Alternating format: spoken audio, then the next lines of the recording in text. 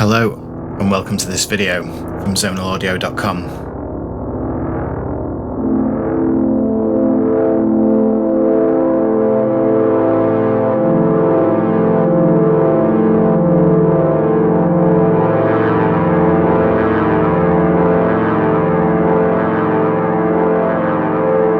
So if you're watching this video, you probably already have or are thinking about buying DN Weapons, our new Digitone sound pack.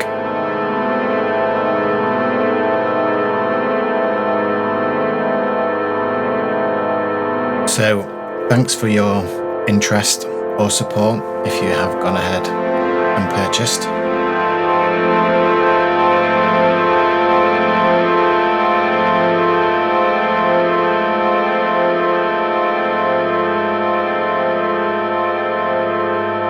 This video is basically going to be a quick run through, a general overview of how the project is set up.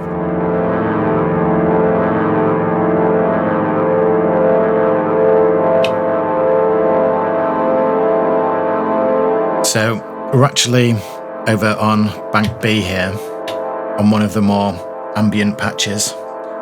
And there will be a video to accompany this about more sound design and the sequencer tips and trips, etc. But for now, I'm just going to go to Bank A. Bank A has all patterns all up, pretty meticulously worked on, mixed to a certain extent, and it follows some general rules. However, if you are new to the Digitone, you may find some of the techniques a little bit confusing and quite difficult to work out without a little bit of explanation. And this being an Elektron groovebox, there is extremely flexible sequencer, lots of powerful sound design. There is limitations within the box. So this video will explain how we utilize the flexible sequencer, why it is set up like it is. Typically, the kick or the low end is often on track 1 and usually with some other high element. Pattern 1 on Bank A.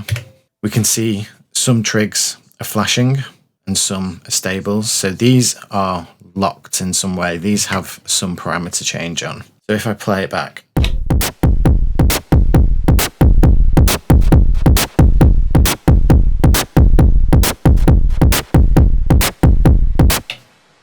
so we can hear there's a kick and a snare in there. These are kicks, and if we hold it down, we see nothing comes up at the top, but if we hold this one that's flashing down, it comes up with a different name. So we can see that's a different sound.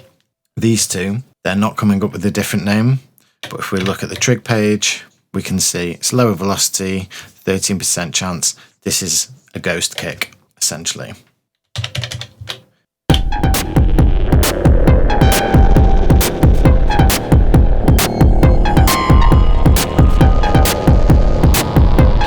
So that's the pattern in its entirety. We've got an effect kind of thing on track 2. Track 3 is the kind of melodic part. And track 4 is this big, deep drone.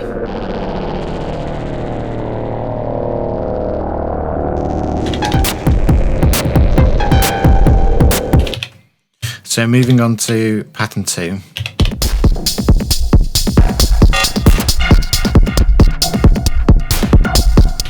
Okay, so quite a few things going on there, which we'll get into.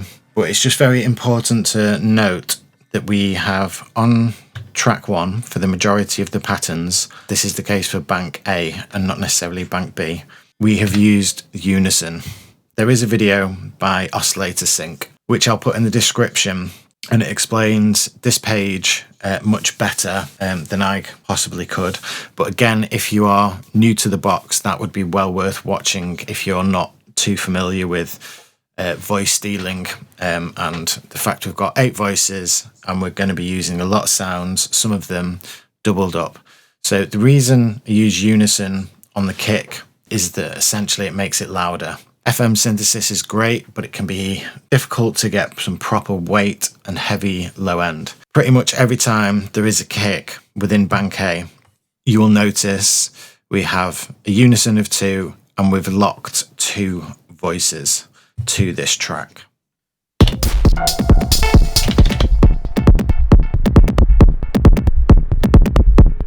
So in this instance, we have a kick and then a slightly kind of, well, a variation on the kick.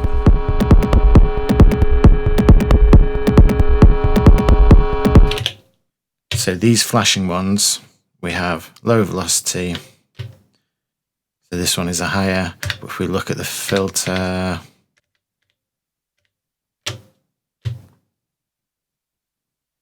we can see on the different nodes, it's moving around to give that movement within the pattern. Okay. For track 2, we have a combination of like a noisy effect / perk, and also kind of hypnotic bass that's doing all sorts. So again, if you are newish to the Digitone, a good time to introduce Page and the fact that we can fit a different scale or a different pattern length within an overall pattern length. If I press this again, so if I do function page and then function yes, we can see that the whole pattern is 64 steps long. But function yes again, we can see that this pattern is 11 steps long with a master length of 64. So that's going to keep cycling and then it's going to restart after 64 steps, getting this nice hypnotic feel. And then we're further utilising the sequencer by putting on these different sounds. And you can see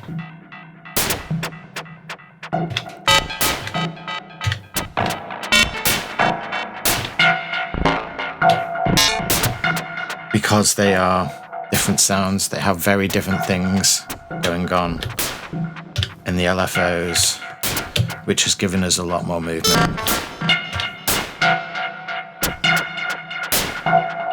So this is a nice point to mention that this is a lead patch that was designed for the pack, but with some tweaking, it's turned into this crazy effect.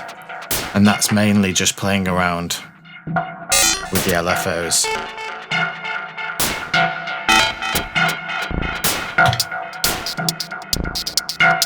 So some percussion on track 3.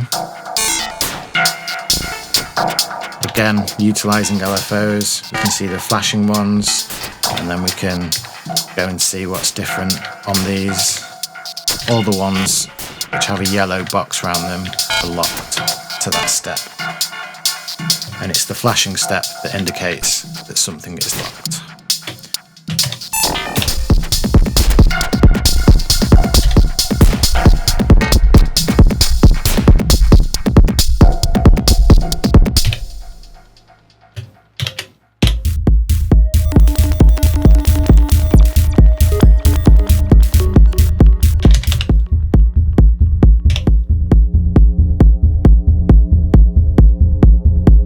Okay, so track 1, again it's a kick and bass, essentially, on the same track.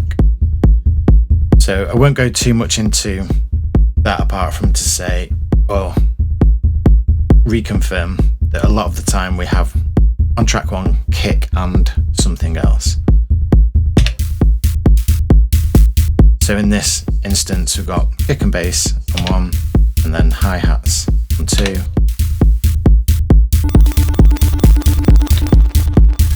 effect on 3, and then like a drone on 4.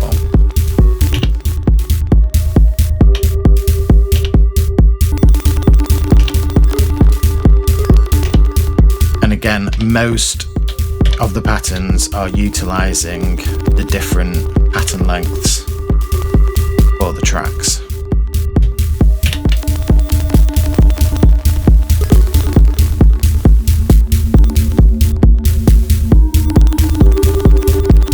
And whilst we're waiting for this to change, it's worth mentioning that will change based on either the master length value or this CH value, which is usually off. But for very long patterns, this could be set to something quicker so that it changes before the actual pattern finishes. So yeah, CH, it actually means change length, not channel length.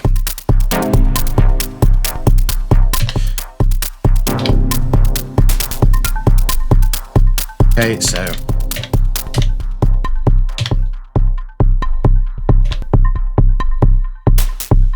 track 1 is a kick and bass. To make sure I am definitely just listening to track 1, I'm going to hit stop twice.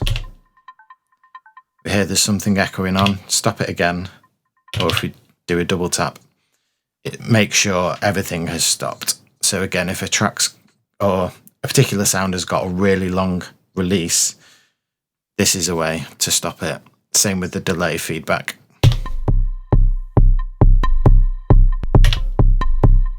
So just pretty steady kick and then some perk sounds mixed in.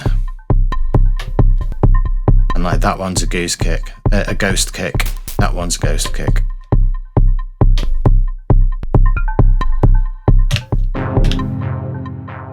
So on track 2 here, a dub chord. Track 3, that dinky effect. And track 4 is the percussion.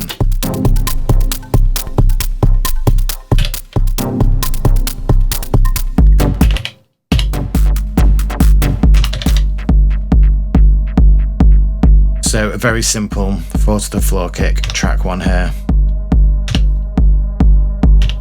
And then track 2 is providing the drone. Track 3 is the synth. Then track 4 is the percussion. So one tip to help out with this is when you select the track, it comes up with the sample. So again, this isn't going to be entirely gospel because there could be, say, a drone on one and then it might have a tom effect or something at some point on the track, but it will give you a good indication.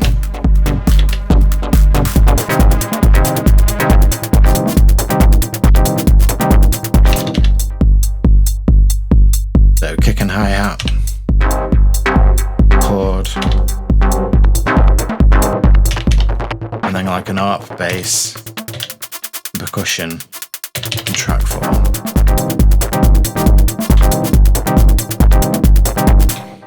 So often there's like an offbeat hi-hat or basically some percussion that can fit in within the kick track. Sometimes it's dedicated to its own track.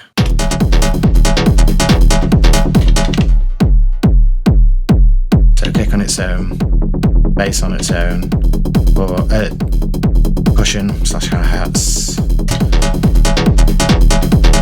chord.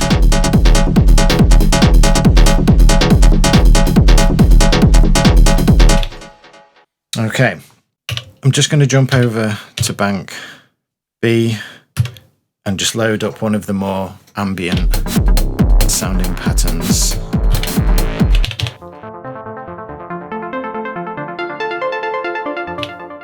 Okay, cool. We've explored one type of workflow that incorporates different techniques, but I wanted to look at something that's also slightly more interesting, I guess.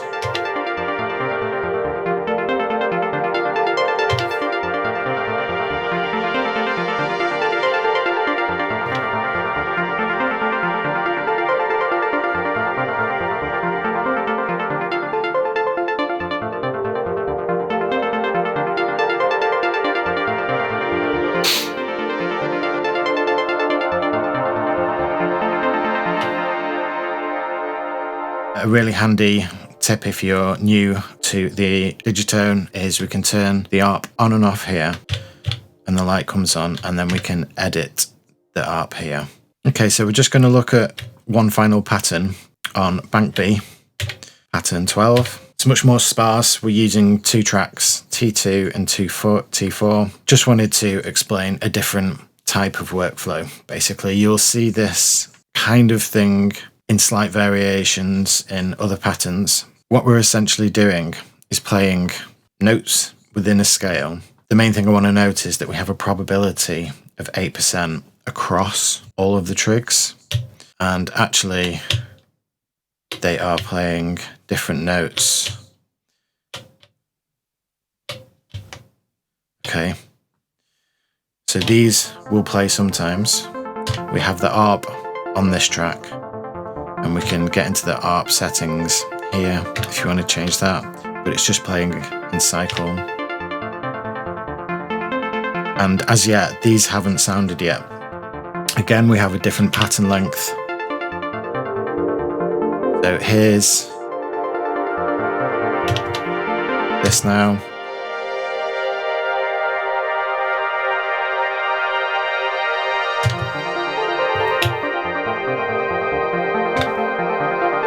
So they're chords,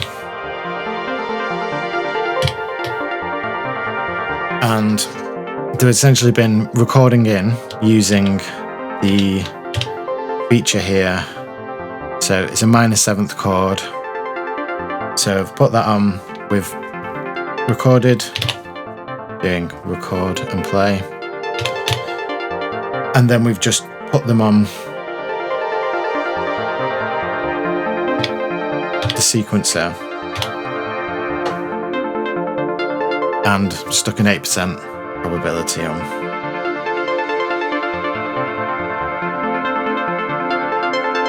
So we're getting a pretty kind of generative and relatively random result from this. Obviously, as you can probably tell, slow attack, long release.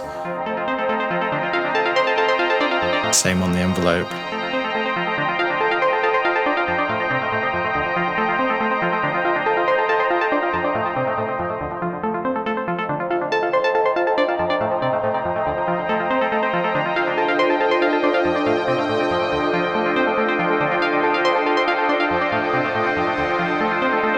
So I hope this was useful. Once again, if you have purchased, thank you very much for supporting us.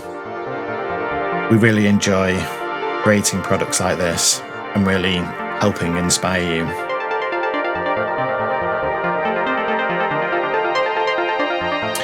There will be accompanying videos to this where we'll do some more sound design and sequencer tips.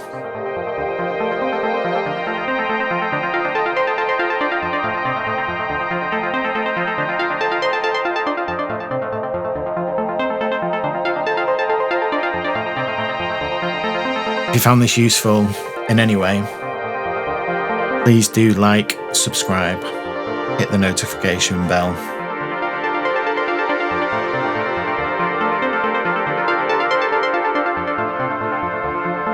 And we'll see you in the next one.